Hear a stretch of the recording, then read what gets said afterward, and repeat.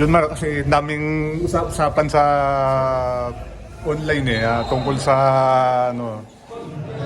Siyempre si JJ salita, tapos may mga iba ng salita din Sana? tungkol sa pagkapanahon daw ni ganito, baka mahirapan ka or ngayon medyo dominant ka. Ano lang gusto mo sabihin?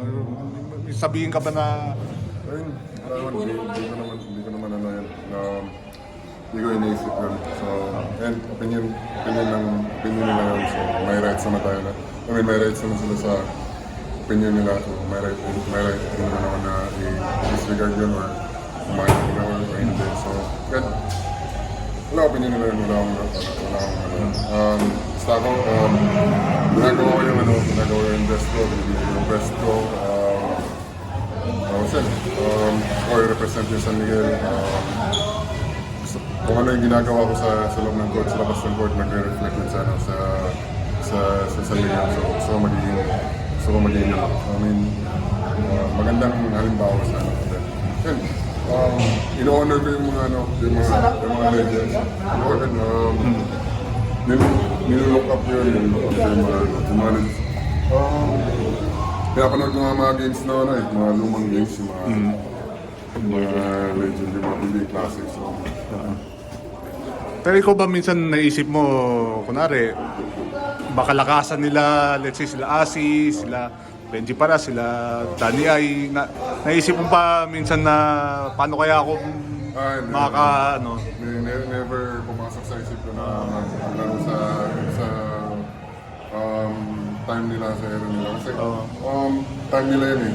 Sila yung pinakamalakas eh. Sila yung nung pinapanood ko nga mga games nila, yung since una pa yung mga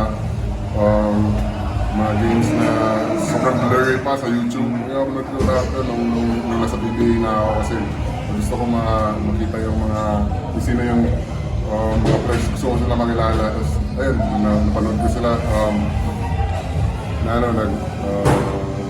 Na-admire ko sila, nilook up ko sila. Kasi sila yung pioneer na PBA, sila yung nag-set ng standard sa PBA. Kami, sunod lang kami na generation. So, ayun, kung ano yung sinimula nila, gusto lang namin i-continue. So, ayun, sila yung role model namin. So, hindi ko inisip na never pumasok sa isip ko na maglaro sa generation nila. Ang gusto ko lang na pumasok na sa isip ko na magkaroon ng jersey ng San Miguel na yung retro. So, ayun. Pero maglaro sa respect ang mga yun, yung mga legends. Sila yung nilook up ko. So, ako, ginagawa ko lang yung best ko. Yun nga, binibigay ko yung best ko. Gusto kong yun yung way na i-honor ko yung mga legends. So, itaas ko yung laro ko.